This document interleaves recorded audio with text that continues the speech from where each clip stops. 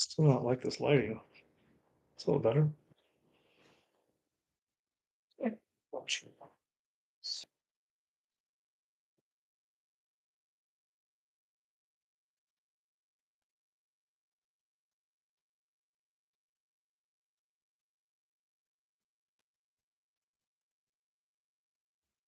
Okay, yeah, a little better there. Hey, everybody. All zero people watching. So my name is Brian. I'm a stay-at-home dad, a work-from-home dad. I've been working from home for 5 years now, and I am working on a new project, a new online business, which I love. It's so much fun to do. But I want to talk about the mom and pop business, the business that back when I was growing up in the 80s and 90s, these people, mom and pop business owners, were the pillars of the community, the small business owners. They had jewelry stores or laundromats or pizza shops or whatever. They owned a farm, the car dealership in town. And I didn't grow up in a big town, but these were the folks that could donate money when needed, donate to the churches, to good causes. They supported hospitals and community activities. They sponsored the little league teams, the basketball teams. They did all these great things because one, they had the resources, right? Or they had the time, or both. They had time and money. And but nowadays, the corporations have taken over and crushed the small business owner. And many of these people who would normally have a business are likely working for some big company, making a good salary, probably making a good living. But the mom and pop business is making a comeback, people. The mom and pop business is making a comeback. What I mean is just like a mom and dad. Literally, it was a mom and dad. They had kids in the local school and they had a business. Maybe it was a farm stand or a farm or a horse ranch or think of a gas station, auto repair shop, car wash. Think of any type of business you see when you drive down your main road in your town or city. And almost all of those were owned by families. They were small business owners. This was not something that corporations were handling at the time. They didn't come in and buy up everything. So it was mom and pops. They were the affluent people in town, and that's what's happening right now. Mom and pop are starting online businesses, and they are making a living at it, and probably doing better than making a living. The internet has opened up so many opportunities. And as sad as it is, the pandemic is what caused this. People were stuck at home and they didn't know what to do. And many of them who were already entrepreneurs or wanted to be one started different ventures online and they made a small fortune. And now the technology has come along so far, right? Look at what Zoom has done. When I was first started using Zoom, I wasn't all that impressed with it, but now it's really smooth. Like it works fantastic. We've had no issues. We've had huge meetings that ran for hours and there was no problem. But other technology has come a long way too. And so it's much easier for any individual to go out there who's interested in starting a business and starting one because it doesn't take all the things that you need to start a brick and mortar company or a brick and mortar business in your hometown, right? If you've ever tried that, it first starts with trying to come up with the money. First, you've got to apply to the Small Business Administration and they go through all your financial records. They look at your credit history. They'll look at your worthiness as an individual. Even if you're applying as an LLC, they still look at the principals in the company. Well, are you a good risk? Because right now the company doesn't exist, right? You have to go all that. Before that, even you've got to put together a business plan. You have to find a product or a service to sell. You got to put together some kind of model without it even operating and then take all that to the SBA, and then you have to present all that to them and let them adjudicate and decide if you're worthy of investing in 50,000, 100,000. And then once you get the money, you got to go find a place to rent, right? You got to find a building to lease. You got to sign a 2, 3, 4, 5 year lease. You got to put a big chunk of money down. Then you have to do what they call a build out.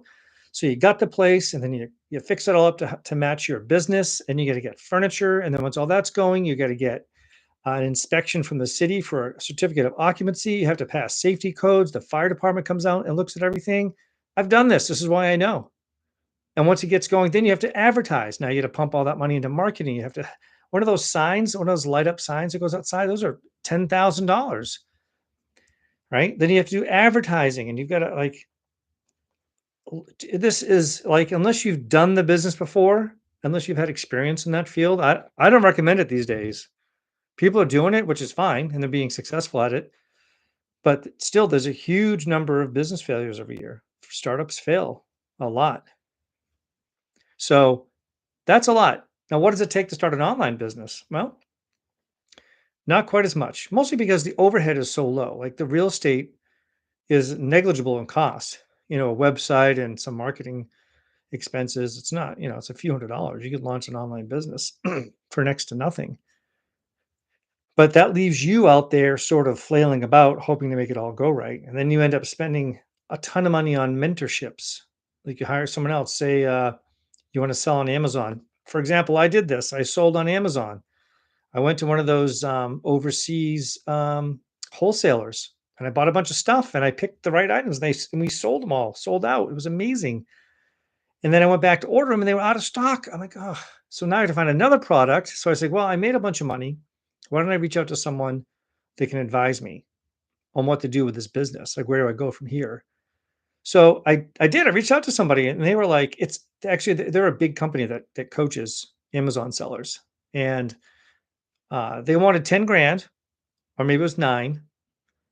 And I had to have another 10 or 15 for inventory and marketing and SEO, which is, I guess, part of marketing. So you ran ads, you pay for SEO, which is you hire all these people, and it's all hands off.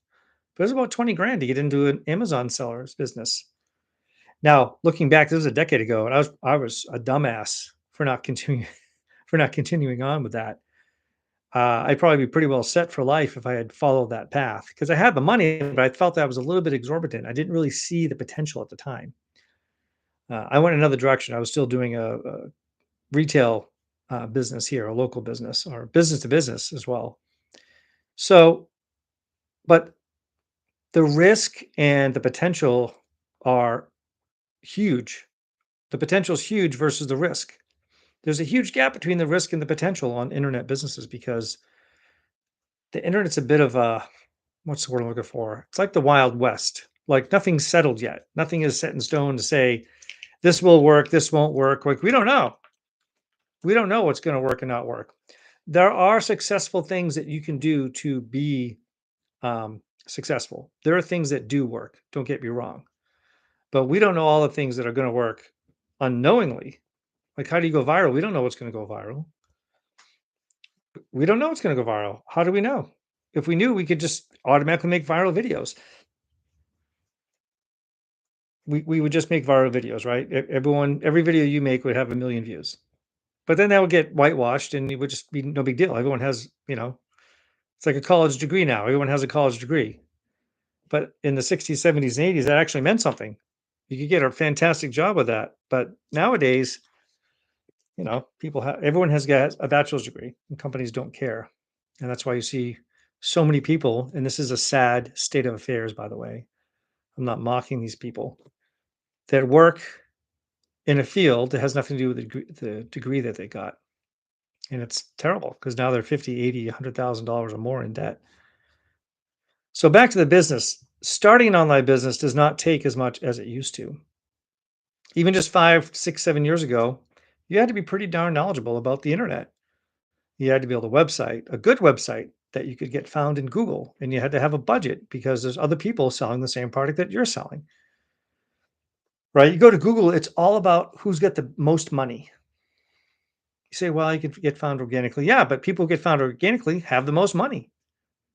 They hire people to build a website that is readily found by Google and ranked, right? And then they hire an SEO team to go in and continue to modify the website and do what they call off-site search engine optimization. And they are getting ranked. One of the businesses I had, I would buy and sell electronics locally, right? Sorry, my phone is ringing. I don't know what's going on. I would buy and sell electronics locally, use electronics, right? So I said, well, let me go online because I see these big companies out there. And I had a pretty good budget. I had what I thought was a good budget for advertising. Well, I hired a company, they built me a website, and then they recommended a SEO company to me. And after about a month or two, they're like, dude, you're shooting a battleship with a BB gun. I said, what are you talking about? He said, you're spending about 2% of what these big companies are doing online. You're spending a fraction of their SEO budget.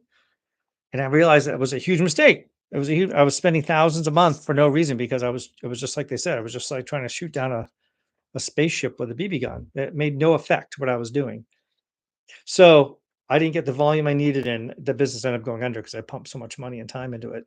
So that was a mistake. But now with here's the thing. First of all, the demand for digital products skyrocketed during the pandemic. So we're about 2020 to 2023, give or take, right? I don't know when all that chaos ended, but sometime over that 2020 to 2023 timeframe, the demand for digital products skyrocketed. And one of the areas that really skyrocketed was e-learning and on-demand printing, right? I tried on-demand printing. What I ran into was I'm a terrible designer. Like I can't like you got to be pretty smart. I've seen some of the designs that people have made and they're spectacular. And they know how to hit the trends and they know how to promote their products. That was the other thing. Even though if you had the wittiest, smartest, best looking design in the world, nobody will know unless you can get it in front of people. It doesn't matter. The best is never the one that makes it out front. You think McDonald's has the best food? Maybe you do. I'm sorry. McDonald's does not have the best food. It's not the best tasting. It's certainly not the most nutritious, and it's definitely not the most affordable. Have you bought food at a fast food restaurant? I went to Burger King and got a burger. It was like 17 bucks for a large fry, a drink, and one of those a Big Mac or something. What do they sell? Whoppers. I almost drove off. That's insane. I go out now. I go to a nice restaurant. I can sit down and have a sit down meal with a tip for 20 bucks and take my time. Not a drive through. I don't have to eat in my car. So the best isn't always the one that gets found, right? The one that gets found is the one that's talked about the most, that's promoted the most, that gets in front of people the most. So with the online businesses now, they teach you how to do that. They teach you how to go out and find people and how to attract interest in your products. And they do all this on social media. If you don't know what I'm talking about, go on social media and just search for any type of product, dishwashers, doesn't matter, household gadgets, household goods, dishes, cooking, recipes, how to fix a car. You'll see guys on there selling. They're like, okay, here's the latest gadget I found on Amazon. And this you can go in, you can pop off your headlight you change your dome light out and all that stuff. You can do all these things with it. And it's, $4.95. And it says right down at the bottom of the screen, creator gets commission. Easy. He's got 70, 80 people watching. He sells 15, 20 of those an hour. It's pretty good pay. It's not bad. He's at home. He turn that off. He's, in his sweatpants. He'll turn on Netflix and that's it. He's done for the night. Better than going to work. Now the numbers are bigger than that. I'm not saying that's the end all be all of a business, but that's all they're doing. They're online. The thing is, we're all here. People like you and me, average folks, are online. I bought stuff from families. I bought a couple of those electric squirt guns. I don't have them here. From a couple that they're showing them off online. Look at this. This one's cool. I'm like, oh, those are great. So I bought a couple for my kids. They were cheap. Well, inexpensive, I mean. They weren't cheap like quality. I don't know what's going on. YouTube's talking to me over here.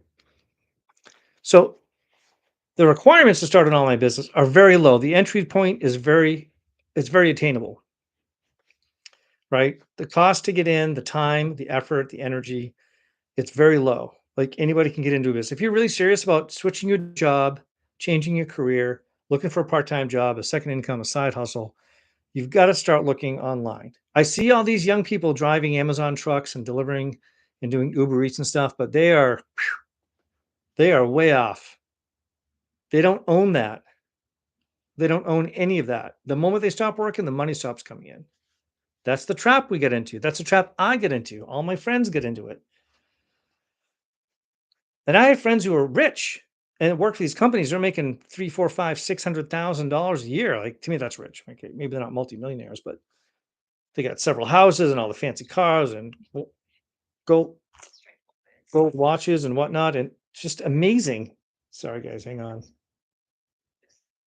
I have something else going here. So, wow. There we go. So where was I? So they're making a ton of money, right? But the moment they quit, the money got turned off.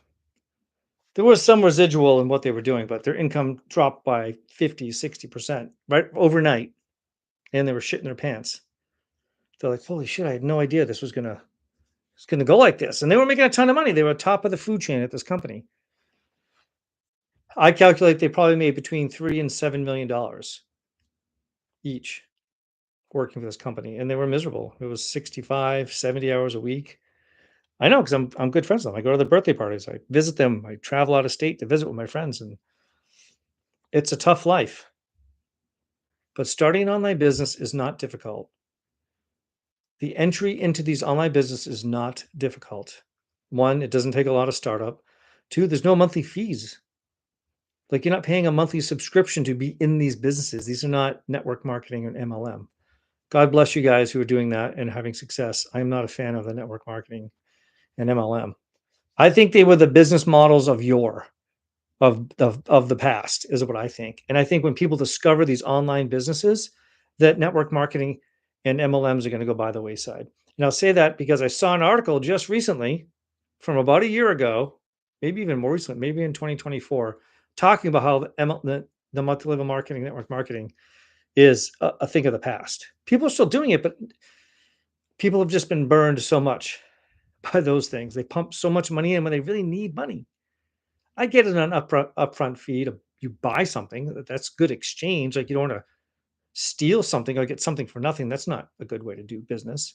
So you buy something, but then you continue to pay, continue to pay. It was just a weird model in my opinion. But now these businesses, it's all done for you. You just plug yourself into a system that works. You plug yourself into their communities. You plug yourself into these, training, into the education, into all of the exciting stuff that you would want from just like in a franchise. If you bought a Dunkin' Donuts, I use Dunkin' Donuts because I had a friend who owned about six of them up north, and you went to university, you went to Dunkin' Donuts University and learned how to run a Dunkin' Donuts, and that's what these online businesses are now. You learn how to run them. It's you're not on your own. You might be in business for yourself, but you're not in business by yourself. You can go in and sign up for a business, set it up within a week or so, and start promoting right away. And the best thing is you're learning how to advertise and promote with $0, with no money. That's the beautiful part about the internet is that you can attract attention without actually having to spend a ton of money. That's what's amazing about social media. So many people are on there now. This is due in large part to the pandemic, where people were just, "What do I do now? What do I do now?" And they went online and they were looking for things to do. They're looking for courses to take, books to read, music to listen to, projects to get involved in, and businesses to start. Some of them didn't want to go back to work after being at home for a year and a half. So they ended up starting online businesses. And now they've started putting together programs where anybody can go in and sign up and get their business off the ground. And people want it. And the best thing is this isn't corporations selling to us. This is people, regular people selling to regular people. I love going on and seeing a dad out in his yard with his son, and they're going over some tools. That's great. Or a mother's talking about how she learned about investing, or cooking, or clothing. Oh, that's another cool thing is there's tons of people on there talking about fashion and clothes, work boots, hand tools for their shop, and they're making money. They say, "Here's the link right here. Click it, and you can go in there and you can buy this tool set, or you can buy this gadget or these toys for your kids, or buy the makeup, and they get paid a commission." Now, sure, they're selling another company's product, but they're not having to drive anywhere. They're not knocking on doors. They're not calling people. I've done all that. I've done door knocking. I worked for a roofing company. I did that for about a year. And it wasn't a bad company. It wasn't for me. It wasn't something I wanted to do. I've done cold calling, selling insurance, calling people up. Hey, you put an inquiry in line, a year ago, 6 months back, kind of talking. It wasn't that bad. People weren't very mean, frankly. It wasn't, but it was a grind. You're on the phone all day. You're on the phone all day. So it's not fun. Some people enjoy it. It was okay for me, but not really something I wanted to pursue. Sorry, I put my glasses back on so I can see what's going on here. I know what's going on. The chat was acting kind of funky, but all right, I put my glasses back on so now I can see. But when you look, you'll find opportunity on the internet. That's what's amazing. And I've been looking, and my good friend of mine came back from a trip and he went to see some friends and he ran into someone who's like, hey, check, they're like, hey, check this out. Look what I found. And they started looking at it. He loved it and he enrolled. And then he showed it to me. I said, this is cool. So I enrolled and I was really floored because I didn't know these types of things existed. And I'd hired many coaches, consultants from everything from the insurance business to real estate to online marketing and social media.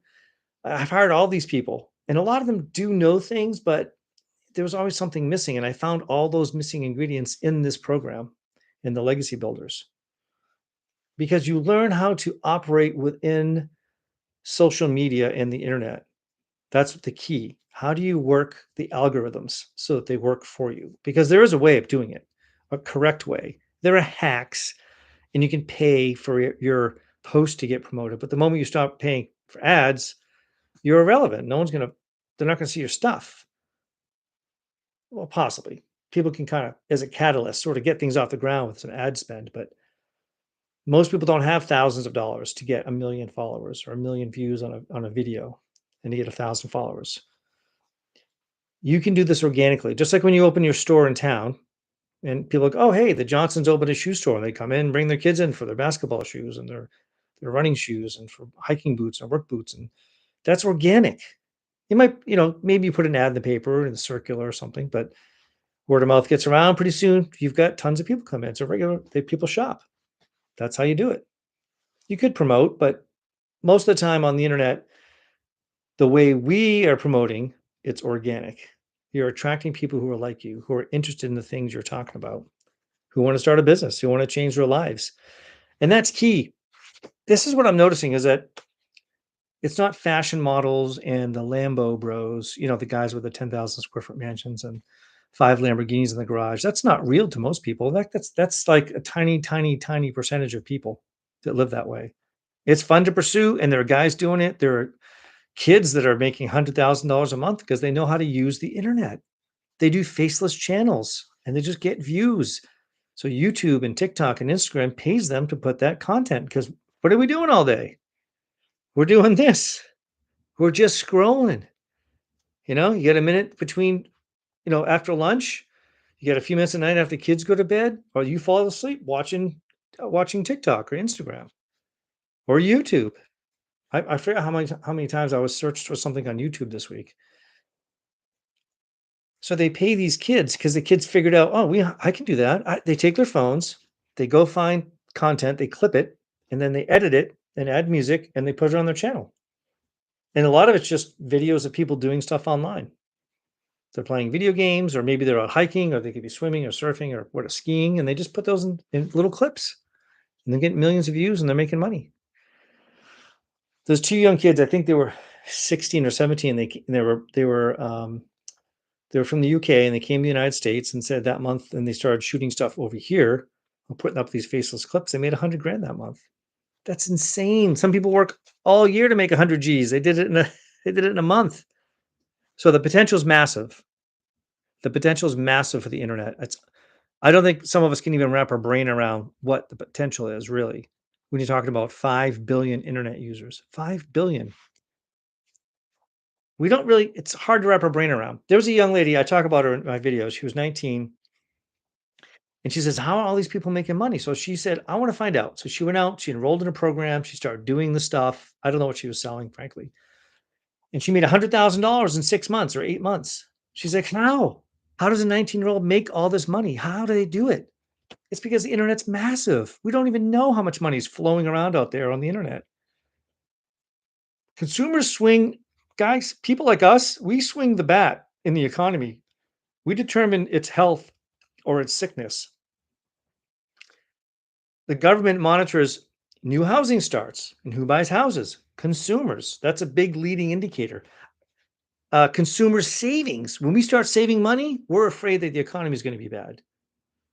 There's the two leading indicators for The economy. The government watches that. Banks watches that. The corporations watch that. Are we spending? How do they encourage us to take that money out and spend it and get the economy going again? We stop buying houses. That's a $1 trillion, multi-trillion dollar industry. Mortgages and homes, right? Residential real estate's massive. We lead the charge in controlling the economy. It's not the big who we think it is.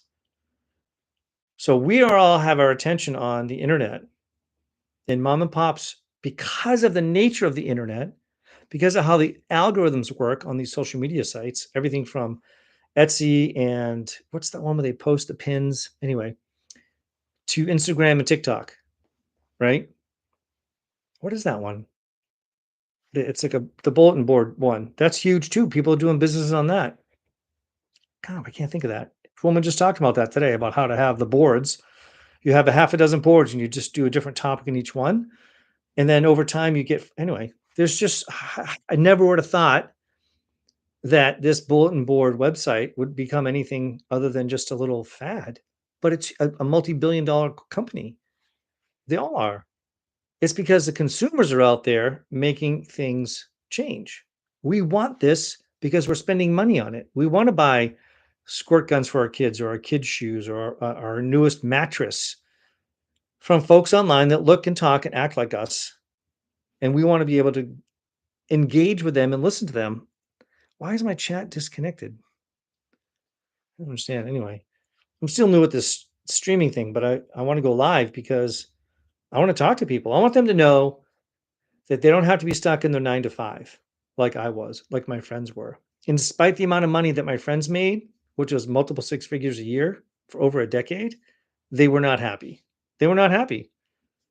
They did not realize they were unhappy until they looked and saw that their kids were growing up. Like, how old's my son? Oh my God, he's starting to talk. That's what they said. They're like, I can't do this.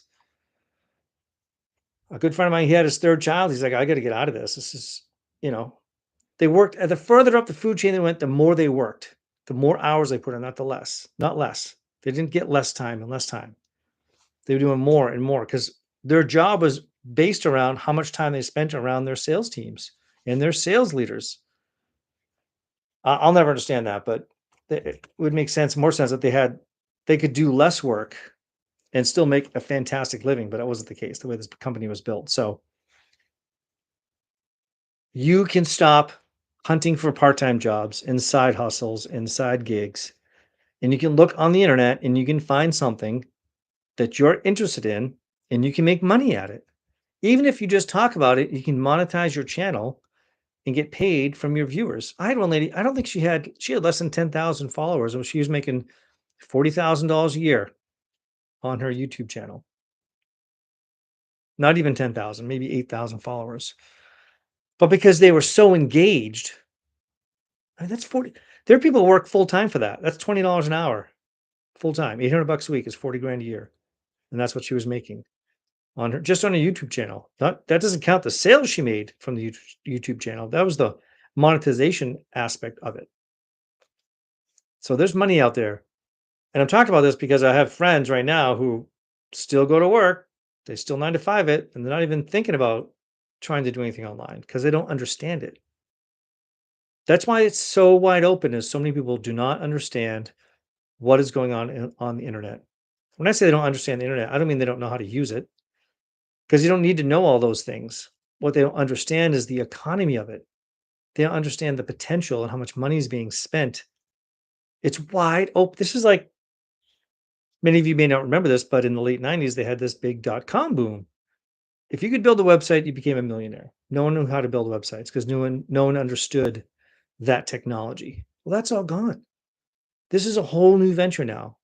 Mom and pop shops are popping up all over Pinterest. That's the name of that.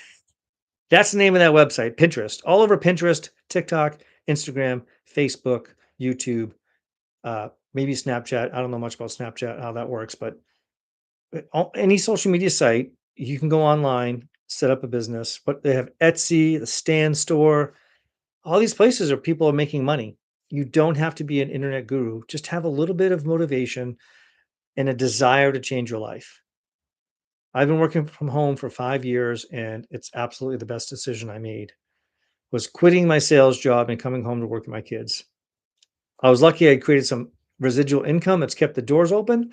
But this new venture, it's real money, real automated business where I don't have to hover over it and monitor it all day long, right? So there's a lot of potential. Anyway, follow me if you like what you heard. Comment, whatever. Tell me this video sucked or it was great. I don't care.